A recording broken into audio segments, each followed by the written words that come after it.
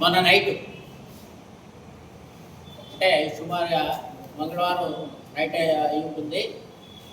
మన స్థానిక Anala Venkatappa Rao road petrol bunk సమీపంలో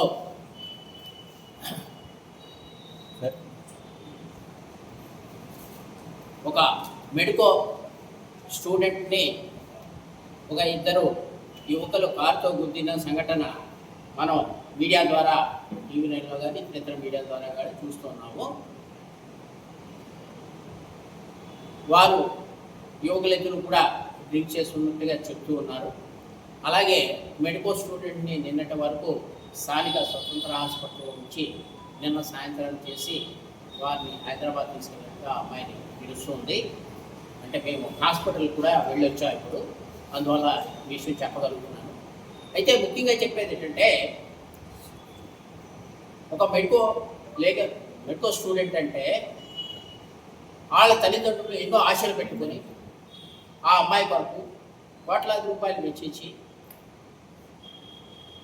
ఆ అమ్మాయిని వారు కాబోయే డాక్టర్గా, అంటే ఇవాళ జరిగిన సంఘటన వల్ల వాళ్ళ తల్లిదండ్రులు నష్టపోవడమే కాకుండా సమాజం ఒక మంచి డాక్టర్ కూడా కోల్పోయినట్టుగా అవుతుంది. అయితే ఈ సందర్భం యాక్సిడెంటు అనేది అసంకల్పితంగా జరుగుతుంది కదా అని మనం ఆలోచన చేసినప్పటికీ కూడా ఇక్కడ గమనించాల్సిన విషయం ఏంటంటే, స్థానికంగా రాజమండ్రిలో ర్యాష్ డ్రైవింగ్ కానివ్వండి, డ్రింక్ చేసి డ్రైవ్ చేయడం, అంటే డ్రంక్ అండ్ డ్రైవ్ విషయంలో పోలీసులు ఏ విధంగా వ్యవహరిస్తున్నారో మనకు అర్థం కావట్లా. ముఖ్యంగా చెప్పేది ఏంటంటే, వారు డ్రంక్ అండ్ డ్రైవ్ చేసాం, కేసులు నమోదు చేసాం, వాళ్ళకి ఫైల్ చేసాం అంటూనే ఉన్నారు. కానీ జరిగే యాక్సిడెంట్లు అయితే జరుగుతూ ఉన్నాయి. ఈ సంఘటనలో ముద్దాయిలు ఉన్నటువంటి ఎవరైతే కుర్రవాళ్ళు ఉన్నారో ఎంతమంది ఏంటి, వారు తాగి ఉంటే దానికి ఏ రకమైన పనిష్మెంట్, అంటే ఇక్కడ నష్టపోయింది ఆ అమ్మాయి తల్లిదండ్రులు. ఆ అమ్మాయి పేరు ప్రియాంక అంటూ తెలుస్తూ ఉంది. ఈ సందర్భంగా మా పార్టీ తరఫున నేను చెప్పేది ఏంటంటే, రాజమండ్రిలో అసాంఘిక శక్తులు పెరుగుతూ ఉన్నాయి. అలాగే ఈ డ్రంక్ అండ్ డ్రైవ్ కేసులు కానీ, తాగి డ్రైవ్ చేయటం, అలాగే కుర్రవాళ్ళు విపరీతమైన స్పీడ్తో వాళ్ళు బైకులు నడపడం ఏంటండి, అలాగే కార్లు కానీ ఇవన్నీ నడిపి ప్రజలను భయభాంతులు చేసే స్థాయిలో వారు డ్రైవ్ చేయడం జరుగుతుంది. దీన్ని పట్టించుకున్న నాదుడు లేడు.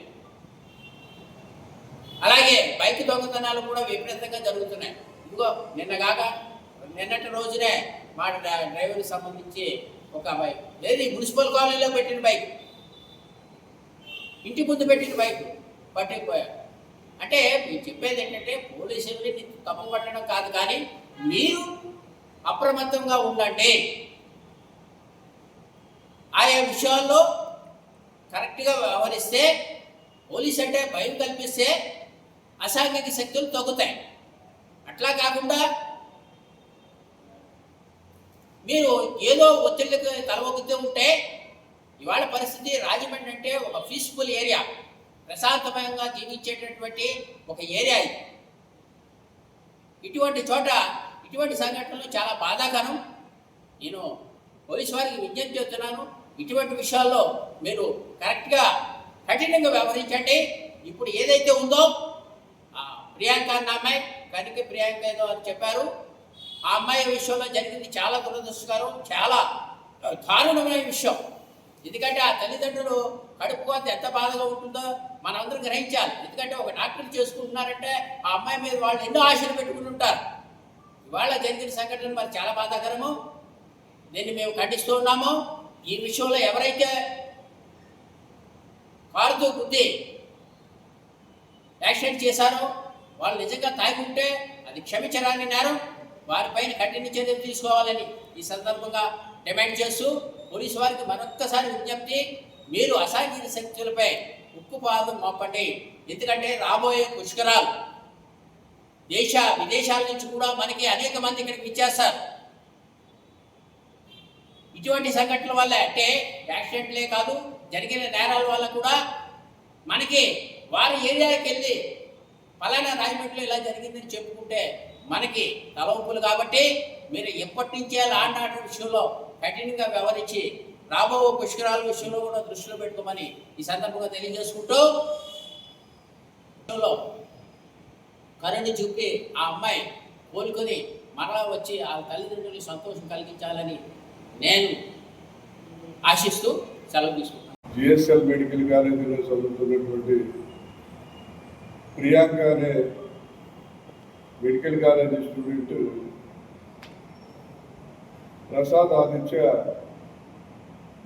కాంప్లెక్స్లో సినిమా చూసి బయటకు వస్తుంటే ఇద్దరు కుర్రలు కారు వేగంగా వచ్చి అమ్మాయిని గుద్దారు. ఆ అమ్మాయిని రాజమండ్రి స్వతంత్ర హాస్పిటల్లోకి తీసుకెళ్ళిన తర్వాత ఆ అమ్మాయికి బ్రెయిన్ బాగా ఎఫెక్ట్ అయింది, చాలా సీరియస్ అని చెప్పి ఆ అమ్మాయిని హైదరాబాద్ షిఫ్ట్ చేయడం జరిగింది. మరి కుర్రవాళ్ళిద్దరూ కూడా తాగి డ్రైవ్ చేస్తున్నారని అందరూ కూడా చెప్పడం జరుగుతుంది. మన రాజమండ్రి నగరం పరిస్థితి బాగాలేదు. ఎందుకంటే పోలీసులు డ్రగ్ అండ్ డ్రైవ్ కేసులు పట్టుకుంటున్నారు, కానీ అయినా జనం మనకి ఈ గంజాయి బ్యాచ్, అలాగే బ్లేడ్ బ్యాచ్ ఇవన్నీ ఎక్కువైపోయినాయి. ఇవన్నీ కూడా కొంతమంది రాజకీయ నాయకులు వాళ్ళ అండర్లో పెట్టుకుని ఇవన్నీ కూడా వాళ్ళకి సహకరించి ఇవన్నీ కూడా రన్ చేయడం జరుగుతుంది. ఈవేళ రాజమండ్రిలో బ్రాందీ షాపులకి లైసెన్స్ ఇవ్వడం జరిగింది. ప్రతి బ్రాందీ షాపు పక్కన ఖాళీ స్థలంలో అనాథరైన బారసులు అమ్మవుతున్నాయి. దొరకంటే లింపు కొడుకున్నాడు, పుల్లు కొడుకున్నాడు, ఇంటికి తాగేసి పడుకున్నాడు. అలా కాదు, ప్రతి బ్రాందీ షాప్ పక్కన ఖాళీ సైడ్లో అక్కడ బాటిల్ కొనుక్కుంటాడు, అక్కడే తాగేస్తున్నాడు ఫుల్గా. తాగినాడు ఇంటికి వెళ్ళి లోపల ఎవరికి గుర్తుంటాడో ఎవరికి తెలియదు. ఎందుకంటే బార్ లైసెన్స్ ఇవ్వడం వేరు, లైసెన్స్ ఏమి లేకుండా అన్ని బ్రాందీ షాపుల్లో కూడా పక్కనే అనాథరైజ్డ్ బార్లు, ప్రతి చోట ఖాళీ స్థలంలో అనాథరైజ్డ్ బార్లు ఉండదు. తాగిన తర్వాత ఇంటికి వెళ్ళాలంటే రోడ్డు మీద వెళ్ళాలి, కారు మోటార్ సైకిల్ ఏదో వేసుకెళ్తే ఎవరో గుర్తుంది. కాబట్టి ముందు ఫస్ట్ అరికట్టాలంటే ప్రస్తుతం రాజమండ్రి నగరంలో ఉన్నటువంటి బ్రాందీ షాపులకి అటాచ్డ్గా ఉన్న అనాథరైజ్డ్ బార్లన్నీ కూడా పోలీసు వారు తక్షణం, ఎక్సైజ్ శాఖ వారు కానీ పోలీసు శాఖ వారు కానీ తక్షణం బంద్ చేయాలి. అలాగే ఈ క్రిమినల్ చర్యలన్నీ కూడా అరికట్టకపోతే రేపు రాబోయే పుష్కరాలకి చాలా కష్టమైన పరిస్థితులు వస్తాయి. పుష్కరాలు రన్ చేయలేవు, అటువంటి పరిస్థితులు వచ్చి ఇలా ఉంది. కాబట్టి తక్షణం పోలీసు వారు యాక్టివేట్ అయ్యి ఎక్సైజ్ శాఖ వాళ్ళు పోలీసులు కఠినమైన చర్యలు తీసుకోవాలని చెప్పి కాంగ్రెస్ పార్టీ తరఫున మేము డిమాండ్ చేస్తున్నాం. అలాగే ఏదైతే ప్రియాంక అమ్మాయికి మరి యాక్సిడెంట్ చాలా దురదృష్టకరం. ఆ అమ్మాయి భగవంతుడి దైవాన్ని కోరుకుని మరి ఆ తల్లిదండ్రులకు ఆనందం కలిగించాలని చెప్పి ఆ భగవంతుడిని ప్రార్థిస్తూ ఆ అమ్మాయిని మేమందరూ కూడా అంటే చేయగలిగింది ఎవరైతే చేసింది ఏదైతే భగవంతుడే కాపాడగలరు. కాబట్టి అమ్మాయి సంపూర్ణ ఆరోగ్యంతో రాజకీయ రావాలని చెప్పి మనస్ఫూర్తిగా కోరుతున్నాం.